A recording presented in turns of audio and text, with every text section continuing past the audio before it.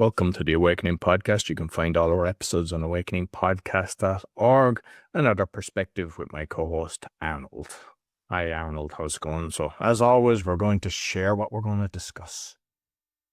Yes, but before we do that, I want to explain the picture which people see.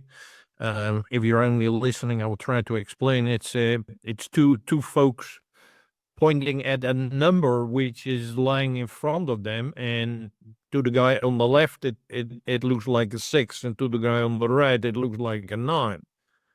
So, and of course, they are arguing. Is like, it's a 6. No, it's a 9. It's a 9. No, it's a 6. Yes, what this picture says is just because you're right doesn't mean the other person is wrong.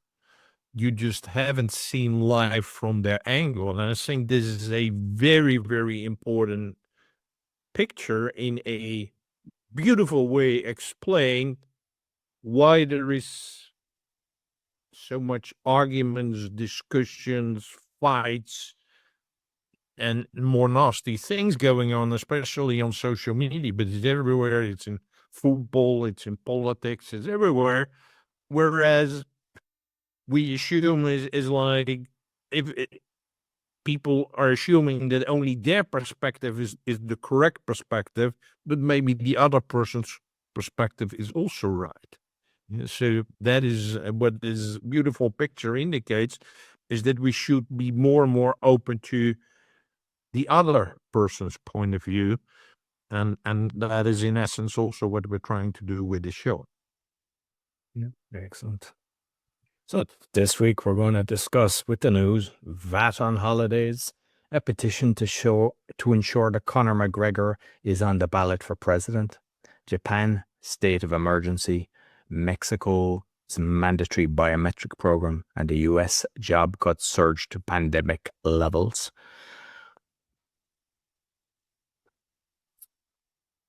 AI and AI chat GPT-5 released, and no work-life balance.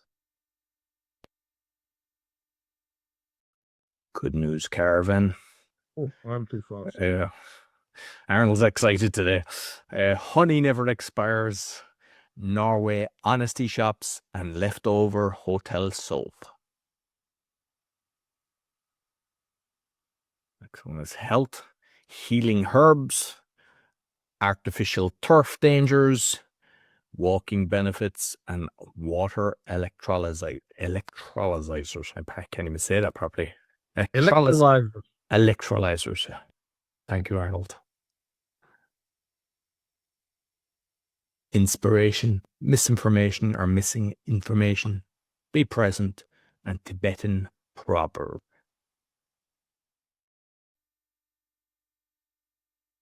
So, VAT on holidays. What's that all about? Yeah, but before we go there, we want to share with you guys our donation slide and including a QR code, because we actually spending hours and hours already today. For us, it's Sunday morning. We both of us already spent many hours to prepare the show for you. We love doing it. We love to share this another perspective with you. But unfortunately, we both have to pay the rent and our food and everything else. So we would be really grateful if you buy us a coffee, a juice, a symbolic message, amount which you will share with us every month, because we would like to continue doing this, but we also need an income. Just this week, we subscribed to a streaming service so that it should go out live on YouTube, Rumble, and Facebook. And it is a lot of work. So we thought it would be going out live now. It hasn't for some reason, so we have to figure that out. But that even took half a day just trying to figure out. But that's the plan, is that everything's live, because we do this in one take anyway. And as I mentioned before, when Arnold says something to me or I say something, he doesn't know what we just know the topics. We just know what you just seen there, but I haven't a clue what he's going to talk about, and vice versa. Hence, we then get our opinion from it. And so when he says we spend a lot of time, we're both researching heavily. So we appreciate any donation. This is a picture of some, well, actually quite nice looking holiday homes. And well, in the northern hemisphere, many people are on holiday or just had their holiday. But the government in the Netherlands has made I think a terrible decision, is that by the 1st of January 2026, which is in less than a half a year, they will increase the VAT from 9 to 21%. That's an increase of 12% on nights or, well, sleeping on campings, hotels, bed and breakfast, and holiday homes like the one you see on the picture. That's an incredible amount of money for a family of 4. You're supposed to go on this holiday, and now we increase it by 12%. We're talking about thousands of euros for families and everything else. And there was a lot of criticism from some institutions and even some cities, because they know they will get less tourists because of this. And like, which seems to be becoming the norm, and I mentioned it a few times already in the past few weeks, in a democracy, it would be decided as they were not going to do it, but the Dutch government said, well, we're going to do it anyway. So this increase from 9 to 21%, I think it has a devastating impact on the families who would love to enjoy their holidays in their own country, but they can no longer afford it. But it's also those holiday parks and hotels and bed and breakfast who will significantly lose business. So I think it's kind of, well, it's not a win-win, it's a lose-lose decision. I think it's really terrible. That's probably a test, because even if I look at the VAT on other services, like even Estonia, because I've got an Estonian company, it was like 20, then it was 22, now it's 24. And I'd seen that across the board, even Poland, everywhere, they just go up. So that might just be Holland, no. But I reckon it's going to be Ireland and everywhere else. And costs are massive anyway at the moment. It's like people can barely do it. So it's like attacking the family unit again. People trying to get a bit of a wait time where they bond together. Yeah, they'll just eventually go, we can't afford to do it anymore. And they'll just close up. And what will they use them holiday homes for? A more accommodation for those that they bring in. Absolutely. So this is one, I mean, I've mentioned him a few times, Conor McGregor's presidential ambitions. He has publicly declared his intention to run for the presidency of Ireland, aiming to challenge the current political establishment. However, Ireland's constitution requires presidential candidates to be nominated by at least 20 Oireachtas members, that's the House members, or 4 local authorities out of, I believe, 31 local authorities, make it difficult for outsiders like McGregor to get on the ballot. So first of all, that's one thing. Before he even done that annoyed me, because I was even looking at that before, that it's basically political parties control it. And if I look at the current president, Michael D. Higgins, he's been, it's like a 7-year term. He's finishing his second term. Not a good guy. He signed the eviction bill, so where they kick all our people out on the street. And so you've got all the politicians kind of working between themselves, who's going to be the next guy. I think it's good that you get somebody that's coming in. With him, not sure, but he launched the petition to reform the nomination process, arguing that the current system restricts democratic participation. His petition calls for a more open, public-driven nomination process, reducing resilience and political endorsements. As of now, so this morning, just before recording, it was just 14,899 signatures. Might seem good for some, but I was kind of shocked, because he's got massive social media presence because of his UFC and all the winning he did. People were really behind him, but there was a bit of controversy. He was accused, I think he lost that one on rape, but there's an appeal going for it. But based on what I have seen from that, that was like when they knew he was going for this, they were coming after him. So it doesn't look like that's a true story, that he was framed for that. He did have sexual relations with your one, but he didn't rape her. So that's that's about, and that's where there's information. But the one thing that I didn't like that he did is there was an old man in a pub, and it was recorded from the camera in the pub, and he punched the guy in the head. Apparently, he was trying to give him his whiskey that he's promoting, and the guy didn't want it. So he punched, I don't know how old the guy was. He could have been 70 or whatever, but a professional fighter digging the guy into the head. So I lost total respect for him for that. But on the other side, like, what he's doing is he went to the White House and he started explaining everything that's happening in Ireland, all the immigration, how the country's being destroyed. So I have to take my hat off to him for that.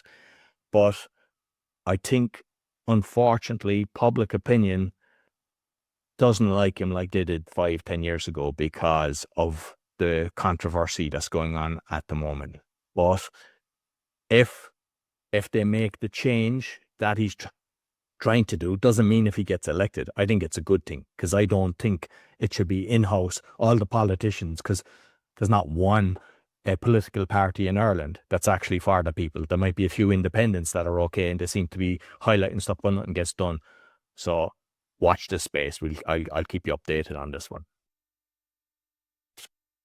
From a distance, it looks a bit like what I shared a few months ago about what's happening with the Romanian president elections. Yeah, it looks like the same approach. Is like they don't want the person, and we gonna spread, well, I don't know whether they're lies or not lies, but let's say not favorable messages, so that the person doesn't even get on the list, which happened in Romania, and from what you're saying, might be very well the case in Ireland as well. So it's a proven tactic, which again shows that the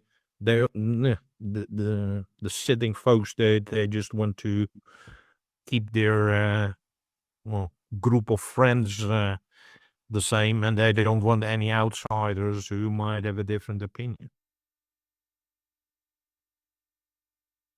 A country which I would not have expected that they are so openly attacking the existing narrative, I would say, around vaccines and everything.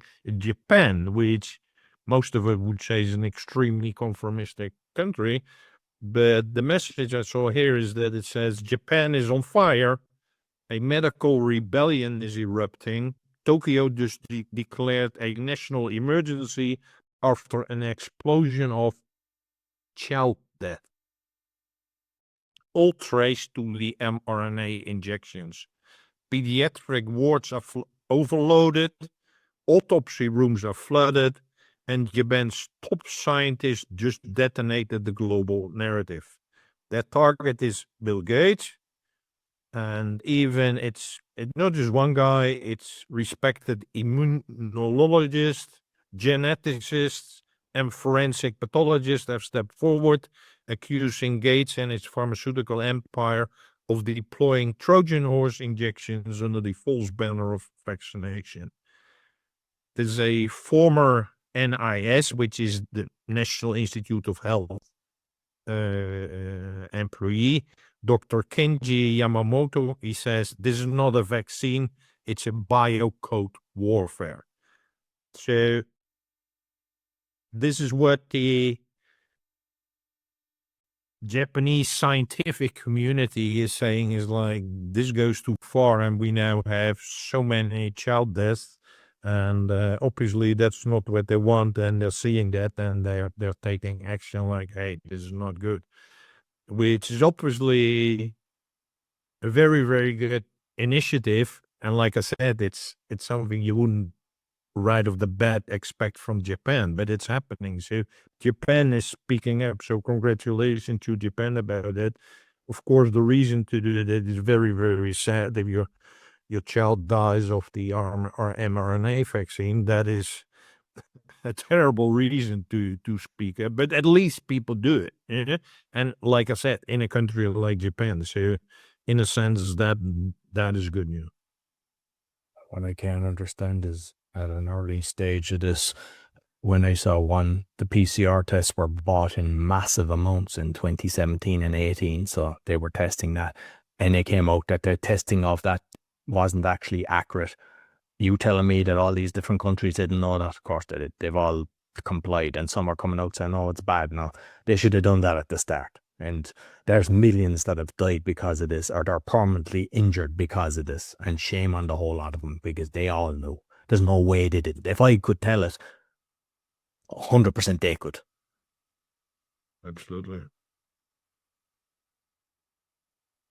Yeah, this is something that we probably felt was coming. Mexico's mandatory biometric program, what it means and when it starts. It is enacted a new law that makes the collection of biometric data mandatory for all citizens. This is part of a sweeping overhaul of the country's national identification system, centered on transforming the existing unique popular registry code, CURP, into a biometric-based identifier. The key features: every Mexican citizen will be required to obtain a new CURP that includes the biometric data. The new CURP will contain personal information, name, date of birth, sex, place of birth, nationality, as well as photograph, digital signature, fingerprints, and iris scans. It sounds like when you're going to America, they do that to you. Centralized storage. All this data will be stored in a centralized unique identifier platform, which will be linked to the government's database. The CURP will also be feature a QR code containing this information. And usually with all different countries that I've come across, when they have data of people, they're selling it, and they're making massive amounts of money on people's data that they're not aware is being sold. Legal basis: the change was formalized through amendments to the General Population Law and the General Forced Disappearance Law, with the decree published on July the 17th, 2025. The law applies to all citizens, including children and adolescents, with a specific national program to collect the biometric data. What's the purpose? The government states that the main objective is to combat organized crime and drug trafficking, address the crisis of missing persons in Mexico, improve the accuracy and security of identification. However, there are significant concerns from digital rights groups and privacy advocates about the potential for mass surveillance, lack of transparency, and risks of data misuse. Critics argue that new laws do not provide sufficient safeguards or accountability for how biometric data will be used. The law was enacted, as I said. The platform, the Ministry of the Interior Digital Transformation, must create the unified identifier platform within 90 days of the decree, by mid-October of this year, 2025. The rollout of the biometrics and insurance of the new CURP will begin gradually, starting in October. Full enforcement, the biometrics will become mandatory for all citizens by February. And then how will they register? The citizens will be required to visit designated registration centers to provide their biometric data, photograph, fingerprints, iris scans, digital signatures. There will also be a national program to collect data from children and adolescents. All I would say is, if you're Mexican, and I think this will come across the pond, mandatory does not mean you have to do it. They're making you think you have to do it by saying it's mandatory, and you go in and you give your information. If you don't agree with this, don't give your information, don't do it. Well, this seems like one of the first attempts to roll out digital identity, and that's what they want to roll out all over the world. That might be a reason. I think I read that Elon Musk is in Mexico, so if you combine the two things, then you might understand. And also in what we have mentioned on the show before about Palantir. Palantir is the organization behind it, which stores all the data and processes all that data. That's Palantir. Yeah? So it's and the owner of Palantir was a PayPal mafia guy, just like Musk. So this smells not good. This smells not good at all. But it's it seems all these guys, whether you agree or not, they proceed anyway with their agenda, and it's really terrible. It's like like I said, it's like we have thrown being a democracy out of the window. And I hear different reports on China for their credit system and how that works. People say, no, it's grand, but I've seen people even on holiday. And if you cross the road, they automatically take it out of your account. Apparently, when you've got so many kind of bad credits, you can't even travel on a train, let alone an airline. And when you want to get food or anything, even like they determine, oh, you're having too much alcohol or you're doing this. It's total control. And it's, yeah, unfortunately, I assume 90% of the people will queue up and get it done like they would do anywhere else in Europe. But it's like, yeah, I suppose read Orwell's 1984 and it'll kind of like make you think twice. Absolutely. And the continuing story of layoffs and people losing their job, this is a bad picture of the CEO of Microsoft. I mentioned him a few times before. But only in July, we're now in the beginning of August while we're recording this, U.S. employers slashed 62,000 jobs in July. Only in July, 62,000 people lost their job only in the U.S. we're talking about. It's the steepest monthly increase in layoffs since the pandemic. And the figure represents a 29% jump from June. So June, there were people laid off. Now in July, 29% more. And a 140% surge compared to July a year ago. So anyone who's arguing there are no layoffs, nothing is happening, whatever, it's huge what is happening. And this is US only, but this is happening all over the world. And they say the tech sector is leading these cuts, with companies announcing more than 24,500 technology layoffs throughout the month. But that leaves roughly 40,000 people not out of the technology sector. So again, 62,000 people losing their jobs. That's people. That is, I make this comparison again. That's impacting at least 180,000 people because they got a partner, they got children. So all these people are losing their jobs. And again, I'm repeating myself until finally people are starting to get it. It's unclear what these people are supposed to do. It's unclear what new jobs or other jobs they're supposed to take. And this has been 62,000. It's like totally incredible. Yeah, so scary. So AI and EI. Before we go there, it's even more important that people start to work on their brain fitness because, like we just saw, it's like AI is basically taking over everything and making you dumber, making you lose skills, lose abilities, lose critical thinking, lose creativity.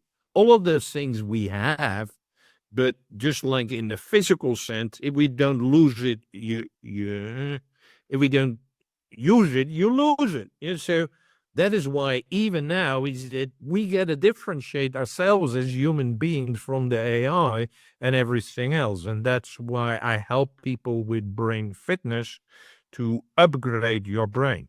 Yeah? So I hope that people will have a serious look that they include brain fitness in their daily rituals, just like body fitness. And brain fitness is where I'm helping people to move from fitting in to flying out. Just for those that are watching, you can scan the QR code or go to braingym.fitness. Okay, AI and EI. AI, artificial intelligence, and EI, emotional intelligence. For a long time, and still to this very day, people are saying, oh, yeah, these AIs are taking over all these things, but We have emotional intelligence. AI doesn't. We are creative. AI doesn't. And I'm sorry to say that's not true. This is a print screen of a presentation of Sean Webb, a very knowledgeable man about artificial emotional intelligence, AEI. And he has developed that system, or one of the focus thing, and then the security agencies have tried to steal it from him. Whatever he has written a whole book, and we read to make it public, because you can better make it public rather than have these three-letter agencies have it and you don't know what they're doing with it. And so these are the topics of this presentation. So if you look at Sean Webb on YouTube with a artificial emotional intelligence, you can find it, and it says about what is emotional intelligence. Are these LLM, are these large language models with emotional? Is it science fiction? The answer is no, it already exists. And how he taught that system, emotional intelligence, the objective, he gave a demo, and he's even discussing artificial consciousness, which is a step, well, not a step further, it's a whole other dimension.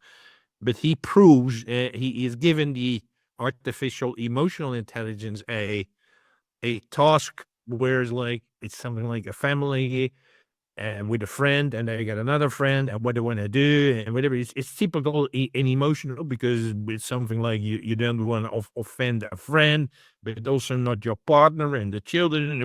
Very, well, not an easy case to solve. But the AI system just completely solved that problem. So I wouldn't bet on but we are having these, we humans have creativity and AI. It's not true. And if you think back on the introduction slide about the 6 and the 9, where people are constantly arguing with each other, it seems like we people are becoming more stupid and the AI is becoming more smart. So we need to very, very urgently to solve our differences and to make sure we apply more common sense to everything we do, rather than just non-stop criticizing someone who has a different opinion. So again, this exists. This is there. It's openly there. It's already working. Well, Chat GPT 5 released. It was released on the 7th of August, 2025, just a few days ago. The model is now accessible to both free and paid ChatGPT users. It makes a significant leap beyond previous versions, including the ChatGPT 4 and 4.5 Orion. The new features: expert level intelligence. It's described as OpenAI's smartest, fastest, most useful model yet, with built-in reasoning capabilities that approach expert level performance in a wide range of domains. The model delivers faster responses and can handle more complex queries with greater accuracy and reliability. Free tier users can now interact with GPT-5, though there are some usage limits up to 10 messages every 5 hours, with one thinking message per day. It further improves on image, audio, and text understanding, making it more versatile for tasks like image analysis, voice conversations, and document processing. The model can remember and process much longer conversations and documents, make it more effective for research, writing, and complex problem solving. Users can create more advanced custom GPT tailoring the assistant's behavior and knowledge to specific needs. And OpenAI has emphasized the new safety features and oversight, including the formation of a safety and security committee to monitor the deployment and impact of the ChatGPT 5. I saw a lot of people during the week were actually on it and doing it. One guy had created a game the previous version, kind of like Minecraft or something like that. It was like a box game that you do it. And the newer version created over 300 lines of code and way more advanced than everything. So it's got a lot of features. I mean, when they're mentioning the safety, yeah, because I mean, unfortunately, society, the way there's people with issues that are trying to do harmful things. How is that done? Is it going to be biased like I've seen in previous versions when you ask for something, when you know that you know the answers to it? Probably same thing. But I mean, it's kind of going in tandem with with your previous point. You know, there's advantages and disadvantages to this, but like I think the more developed this is, I mean, we see the speed it's doing. I think the jobs rate, you know, I think I mentioned last week something like 14%. I'd say it's a lot higher. I'd say it's just going massive, and everyone you're talking to, they're concerned now. Before it was like it was the best thing since sliced bread, and now they're on, oh, my job is at risk. So advantages, yeah, there's different things they can do, but you should also be aware of the dangers to it. And related to that is also, it seems that AI is introducing a new kind of work habits. This is a picture of Jensen Huang. He's the CEO of NVIDIA, which I think is by now the most valuable company in the world. There's so many trillions already we're talking about. He has just described his daily routine. So this is what he says about himself. He's working from 5 a.m. to 9:30 p.m. at 7 days a week. I work every day. There's not a day that goes by that I don't work. And if I'm not working, I'm thinking about work. So 5 a.m. to 9:30 p.m., 7 days a week. That is what this man is doing. And apparently it's rolling out across many other. Well, you could technically say that NVIDIA is not an AI company, but it's very closely related because it's the backbone, the infrastructure on which the AI is running. I have here a message from an AI startup called Cognition. They apparently have just bought another company called Windsurf. That's not so relevant. But the CEO of Cognition has sent a memo to these new employees coming into his company. And he said to them, they must commit to an intense work culture, including 80-hour weeks and 6 days in the office. We don't believe in work-life balance. Building the future of software engineering is a mission we are also deeply about, that we couldn't possibly separate the two. So when you want to work there, obviously you're going to earn a lot of money, but you got to spend 6 days at the office making more than 80-hour weeks.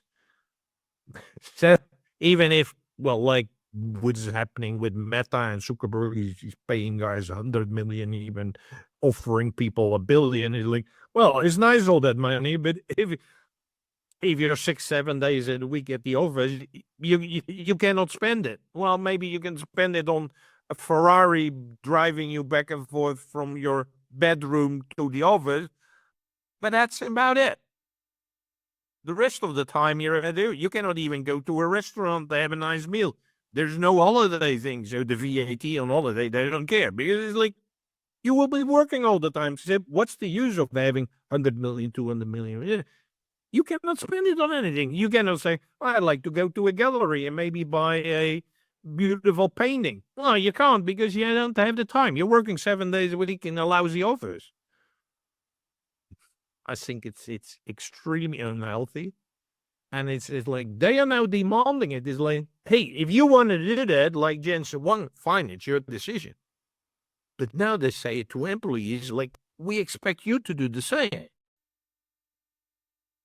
And it's also totally contrarian to a lot of research around productivity, and it's been showing that the more time off you have, the better it is for your productivity. And so it's like, I think this is creating a crazy culture, which is extremely unhealthy. I think a lot of these folks, by the time they reach 30 or I think they're totally burnt out, because that's the only way to go.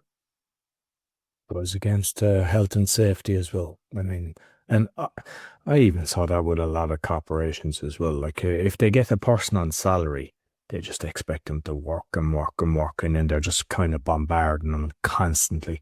And people then they're stuck in the loop, and they can't get away from it because they're afraid that they mightn't get another job because they get a bad reference, and they know that. So there's a load of employers, companies abusing people, treating them like slaves. Yeah, and it's getting worse. That's my message. It's getting worse, and it's like work-life balance. Goodbye. Good news, Karen.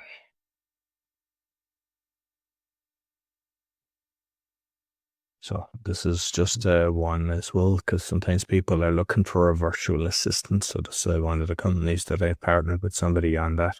There's a QR code you can scan with different things that we're helping people with social media, doing all the posting on that, email marketing, websites, landing pages. And we've got offers some $300. So we cater for all different budgets, bookkeeping, accounting, digital marketing, and graphic design. So go to va.world or just scan the QR code. So this is a picture of a man in an Egyptian tomb where he found in these jars, the picture of jars, he found honey, which is 3,000 years old. I repeat, 3,000 years old, and is still edible as honey never expires.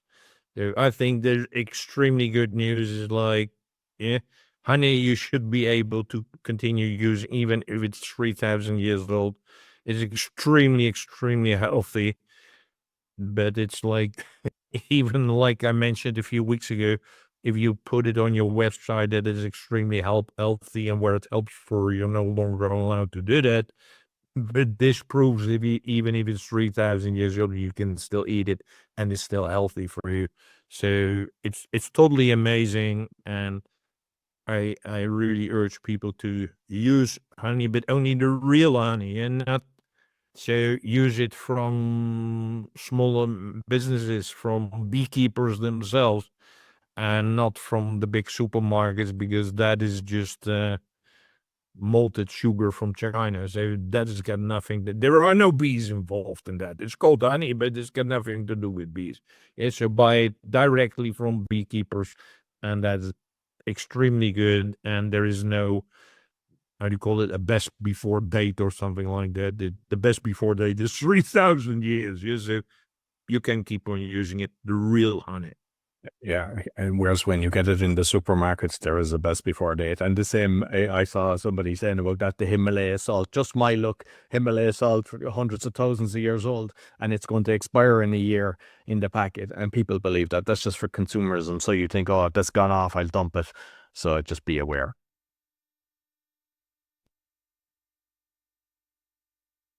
So this is a nice one that I saw. I saw a nice video on this, the honesty-based shop concept in Norway.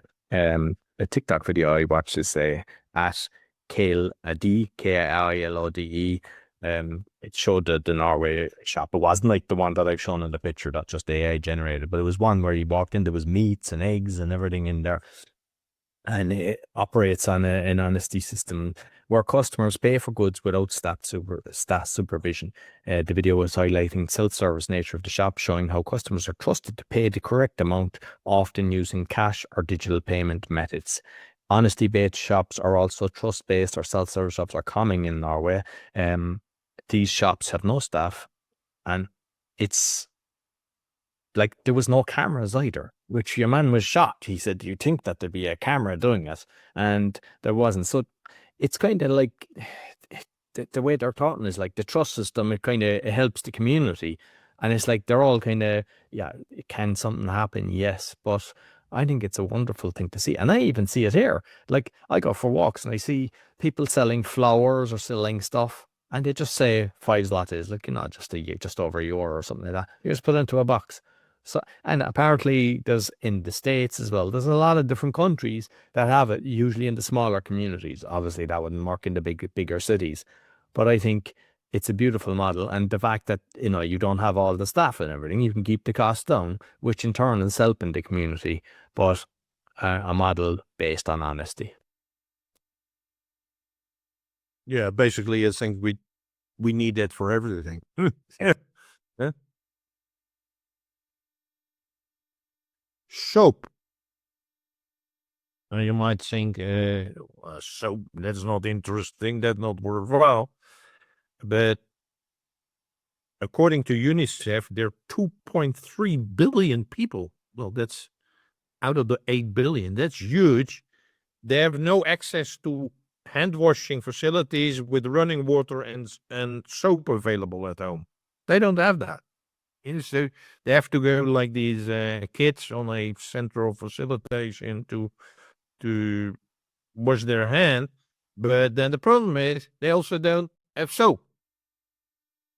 And there was one man in Cambodia called Samir Lakani. He said, I saw a village mother bathing her newborn kid, but she had no soap, so she was using the laundry power.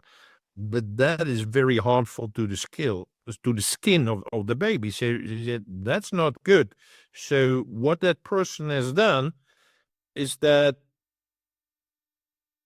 he wants to promote that people wash their hands with soap very regularly. It's been shown in healthcare that it saves lives if you will wash your hands. We might think is now normal, but I think 100 years ago it was not normal. So a doctor would go from one patient to another without washing his hands, and that created a lot of death. So just by simply washing your hand between each patient is very, but in that way, it's like these kids, if they cannot wash their hands, it's like, yeah, disease will be transmitted, and it can prevent up to 1 million deaths and can reduce the risk of respiratory illness by up to 21% in children and adults. So what that person has done, he has a service where he goes to hotels and everything is like where you have these small pieces of soap with most of the time you use ones and then you just throw it away, or the person who comes to clean your room, he just takes it away and puts a new one. His service is that he collects those used pieces of soap and they redistribute them to literally all these 2.3 billion people who don't have access to just normal soap and water. So I was saying that's a really, really huge and great initiative to make use of some stuff which we don't even know. We just throw it away, but it can literally save lives. And same thing, raping and pillaging country, taking all their minerals and acids, the West, and yet the people don't even have soap. And that is unreal. Mm. Artificial healing herbs.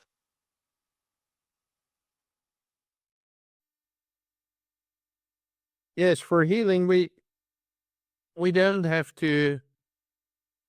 Our primary where most people go to is the pharmacy or the doctor and say, yeah, I've got this, I got that, and I had some problem with it. Here's a picture of parsley, chives, mint, basil, fennel, and you can read yourself. It's like these herbs help you to heal with all kinds of different things. So instead of going first to the pharmacy and say you have a pill or a powder or an ointment or something like that, why don't you try some herbs first? And they're available everywhere. You can buy them everywhere. And especially if you go to the farmer's market, try the herbs first. And if they don't work, maybe you can look for other options. So, and it's available to everybody, and it's cheap. It's available. It's everywhere. So start using these herbs. Excellent. Yeah. Artificial turf banned. Scientific study research has shown that artificial turf contains and can release hazardous chemicals, and that is a significant source of microplastic pollution. These findings were promptly regulate actions and bans in various regions. The European Union has taken a significant regulatory step by banning the sale of granular synthetic polymer infill, commonly used in the artificial turf fields, effective from October 2031. This is part of the broader effort to reduce microplastics pollution, as artificial turf is recognized as a major source. First thing I say is, why wait 6 years? When you know something is dangerous, ban it immediately. But give them 6 years.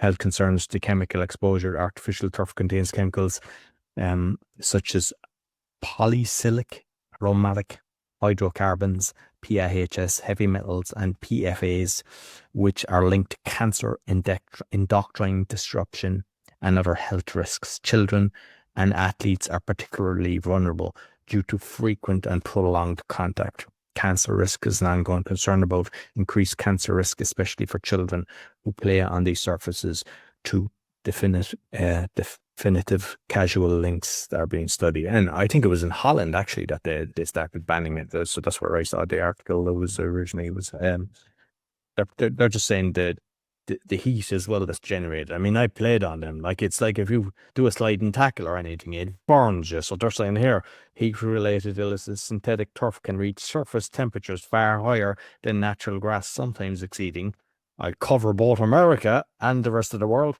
160 degrees Fahrenheit and 71 degrees Celsius, increasing the risk of heat, stress, and burn. So, I mean, my child likes to be a goalkeeper and things like that. I mean, I know you weren't a sport. I don't know, did you use them? But it's not good. And why they wait for 6 years, I don't know. And some countries won't ban it. But when we know something is toxic, it should be removed immediately. I find that totally incredible. It's like, indeed, in the Netherlands, I would say, when we talk about field hockey, I think now all the teams, they play on artificial turf. And it's changing, and well, it has changed. You got now the artificial turf, but it's called wet turf, where they spray it so that it is wet, that if you fall, it has less of an impact. I played in a team with folks who always used to make, well, it's field hockey, is not football or soccer, but it's like, he made some kind of, he would dive to a ball and try to reach a ball. He always is like, was totally wounded. His arms, his knees, and then it hurts when you go in the shower, and everything. But when so you would play every Sunday, and the next Sunday it wasn't healed yet. So then he would fall again, and it would be open again. So it was like, the guy was a walking scar, everywhere, and I'm talking about 30 years ago. It's like, in the Netherlands, literally, there are hundreds of these things.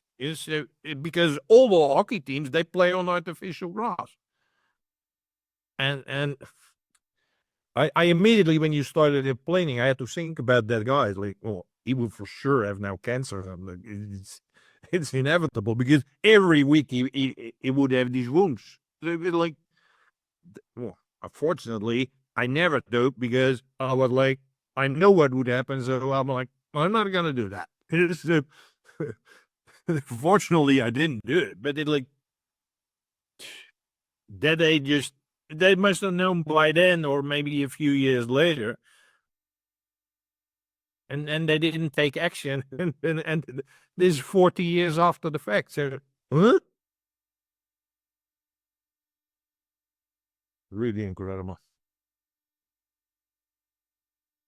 So let's go to a simple thing which everybody can do, and frequent listeners know I do it every day, and Roy is improving on that a lot as well. So, walking. Walking seems like not sexy, not like, it's not like, hey, I'm playing tennis, or I'm playing rugby or hockey. No, I just walk. Here's some benefits of walking. Even 1 minute makes your blood flow elevated. After 5 minutes, your mood improves. Who doesn't want that? 5 minutes of walking. After 30 minutes, you're fat burning. After 45 minutes, your overthinking reduces. After 60 minutes, your dopamine increases. So aim for 10,000 steps per day. Go for a walk. It's one of the most healthiest things you can do, and almost anyone can do it everywhere. And I'm not talking. I'm kind of handicapped myself. My heel is destroyed, so for me, walking is not easy. But I still walk every day. So it's like there's hardly any excuse not to go walking, and it's one of the most healthiest things you can do. And again, it just put on your shoes, leave your front door, and you're walking. That's it. You can do it at any time, any moment of the day. Almost everybody can do that. I would urge you to start walking. And I think an important thing is, I remember you telling me that before, years ago, you felt that you were kind of, oh, it's raining, oh, it's this, and you had excuses and then you just said, I'm having my walk every day. So you have the proper rain gear, you have the proper heating jackets, warm jackets if it's winter and stuff like that. So you don't have excuse-itis. You just do, this is part of my day, this is part of my health to walk. So I think it's an important point as well for people. Absolutely. It's make it part of your daily routine. Well, it helps with some people's get a dog because you gotta get out of it, but you don't need a dog. Yeah, just do it yourself. So this is an interesting one. I'd seen a lot of this online, people doing tests with the water. So I got it. I'm going to just kind of read what exactly it is. A water electrolyzer. To pass an electric current through water using electrodes, splitting the water into hydrogen and oxygen gases. The reaction at the electrodes are for water testing. The device measures changes in electrical properties like conductivity, dissolved ions from salts, metals, or other contaminants, increased conductivity, which the device detects. And then this one, because it's cheap, right? I had seen a lot of people doing it, and I was always going, I wonder what's my water like. And next I saw it, and somebody said it's only 10 or 12 bucks on eBay. And I was like, oh, so I checked it here. I got it for $4 plus postage. It's like €4 or less than €4. And I was like, okay, that's strange. So cheap water electrolyzers testers often come with a color chart or guide that claims to interpret the colors produced during electrolysis. These guides typically suggest the following meaning. Yellow or brown claims to indicate the presence of heavy metals like iron, manganese, or organic pollutants. Black, often said to mean the presence of heavy metals, industrial waste, or other dangerous contaminants. Green, sometimes claimed to show the presence of pesticides or other chemical pollutants. Red, marked as a sign of dissolved iron or rust in the water. White, said to indicate the presence of calcium, magnesium, or other minerals, hard water. Blue, occasionally claimed to indicate copper or other specific metals. Manufacturers often present these color changes as direct evidence of specific contaminants in your water, suggesting that the device can see heavy metals, bacteria, or other chemicals based on the color during the test. All right, I'm going to actually do a test, and then I'm going to talk about it. These things are kind of dangerous. I'm going to try to move the camera down now, so you will see me doing a live test. And then we can see, I'll put the water. I've got two water jars here, two water here. So this one here on the side is from the kettle, but it's the same filtered water. And that's the water from the tap through a filter, like a Brita filter. And you just put them in like this. It just takes a minute. So I'm going to turn it on and just leave it. I assume you can see that there. Yeah. And as it's doing that, then I'll just talk out and continue on as we're giving it the minute. The dissolving, the colors are primarily caused by the corrosion and dissolution of the electrodes themselves, often made of iron or other metals. So it's like the metals are making the colors that they see. So that's one of the things. No standardization. There's no standardized or scientifically validated chart for these devices. Each manufacturer produced their own interpretation and not reliable for contaminant detections. The colors changes do not reliably indicate the presence or absence of specific contaminants. They are more a result of the electrochemical reactions at the electrodes than a true reflection of the water quality, right? So I'm not sure. Have we got a minute done there now or so? Is there? A little bit longer. Okay, so we can turn that off, right? And you can see, I'm going to put it up now and just explain a few things to you, right? So you can see the ones I tested, because I had sent them to Arnold, I have the screen here now, but this doesn't seem too bad, and the same with this one. But there was ones that I did during the week, and like there was yellow on a lot of them, and then there was like really gunky, disgusting. You remember that, Arnold? You saw the ones, and I said that came from the kettle. So then I thought, is it the kettle that's giving off bad metals or something like that? So then I had I had gas in the house as well. So I boiled water and gas. So I said, and that was the exact same. So it's obviously, then I was going to do it now, but it doesn't make sense. I got this kind of spring water and it came out clear. And I saw a guy online and he was saying the distilled water. So he got it, but he was saying about that it's the devices. But this is the most important thing because they're cheap. And I want people to be very careful because you see a lot of people online doing this. I have a face. I don't know, can you see the light? These are live. So people are using these and they're putting them in, or their water, their finger touches that, they could get fried. There's supposed to be a fuse. These are only a couple of bucks device. So as much as there's loads of people online, they're getting massive kind of online views and things like that, you have to be very careful because you could electrocute yourself. And some people have the kids next to them and everything. I didn't know that they would, like, it was because my brother sent me on something, showing me, hey, this is live. And he was saying that it's the actual, the metal devices that are causing the water to get corroded and everything. So sometimes we get information thinking, so you need expensive equipment to test the water. But on the other side, it was strange for me that the bottled water with the blue cap, I mean, we've talked prior to regarding about that, but that was clear. And when your man did distilled water, that was clear. So is there some kind of fact that if it is dirty water that it shows up? I'm not sure, but the main thing that I'm saying here is be very careful because it's like having the electric wire that you've just taken off the plug. If you've a plug plugged in and you just cut it and you have the wire and you're playing around with it, you'd never do that because you'd be frightened. And that's what that is. That's probe. So kids could be near that, or you could put your finger into the water. So be very careful. Absolutely. Absolutely.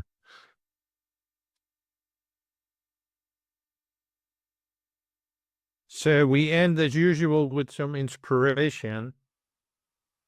And, well, there are ugly things happening, well, especially in the UK, but it's happening everywhere. It's like people are put into jail for many years or get huge fines for so-called misinformation. It's like and it's not misinformation like Roy just said about the device for measuring water. No, it's something which they said on Facebook or on social media, and it's misinformation, and you get to spend 3 years in jail.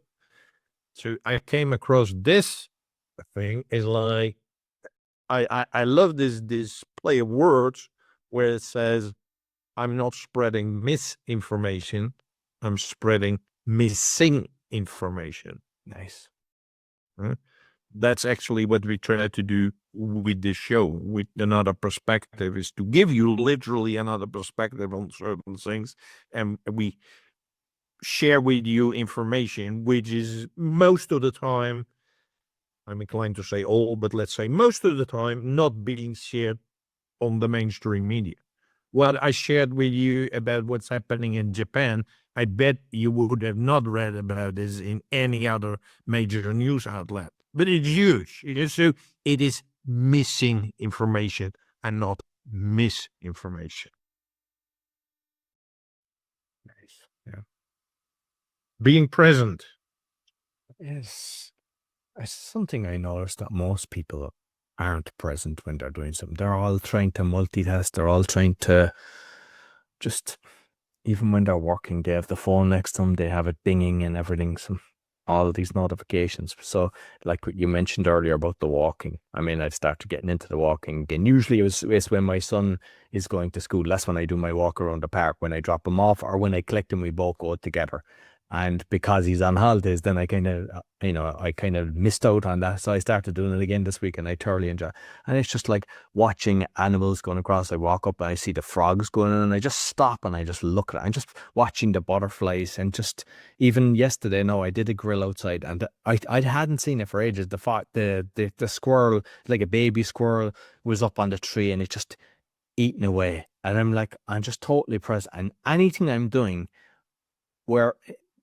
wherever you are, be there. And it's like what I see, and I've seen it all my life, is they're in work and they're thinking about their family. They're at home and they're thinking about their work. And it's like whatever you're doing, when you're cooking, be present with the herbs and be totally present with everything. When you're walking, just be at one with nature. And you just enjoy things a lot better. Because if you're scrolling and you're just, because unfortunately, I see so many people out there on the bus, they can't even just look out and just enjoy the view. They have to have their head down and they're scrolling. Even walking, I'd say 80% of people now walking, there's walking zombies. You're going to miss. They don't see the squirrel. They don't see the frogs jumping into the water. Put that device away. It's not saying you can't listen to a podcast like our podcast or listen to some music. You can do that, but don't be just doing mindless scrolling. And that's why I say be present. Actually, it requires a lot of effort. It's because we are so distracted either by our eyes or by our thoughts, whatever. It is not easy to do. I'm saying that, but it's like with everything. If you put in a daily practice, you will improve and you will improve fast. Yeah, but you have to put in the effort. It's not like, oh, I walked for 10 minutes and I cannot do it. No, do it every day. Walk for an hour, half an hour every day. Be present, like you said. Actually, you were talking about the squirrel. Most people know I'm from Netherlands. The only squirrels I see there their color is red, burgundy, orange type of squirrel. That's the squirrels I see.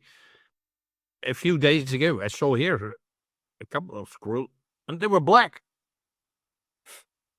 Yes, they were like, I was like, do you see it red? And it was absolutely black. So you only notice that when you're present.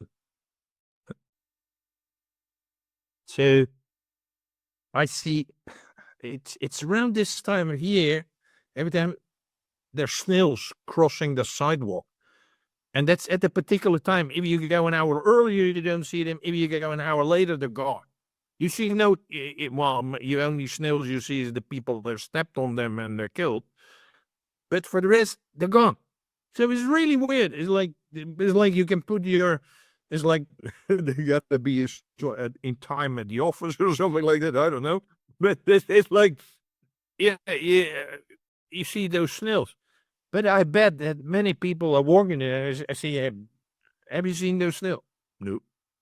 It'll be like, you got to teach yourself to pay attention. You got to teach yourself to be present. And it's exactly like Roy said, but it takes time and effort. So we want to close today with a Tibetan proverb. I don't know whether it's really a Tibetan proverb, but it doesn't matter. I loved it. And it connects to what we were just saying. And it says, the secret to living well and longer is eat half, walk double, love triple, and love without measure. So that's homework for all of us, not only the coming week, but the rest of our life. Beautiful. Very nice. Very nice. Perfect. Thank you very much, Arnold. So Yeah, you'll find all our episodes on awakeningpodcast.org. Be sure to give us a thumbs up, 5-star rating, and share with your friends. And I mean, you saw all the different things that we were saying. Just scan, even just here, scan the QR code. You'll find the 3 different things: the brain gym, the VA, and my own stuff. Until next week, take care.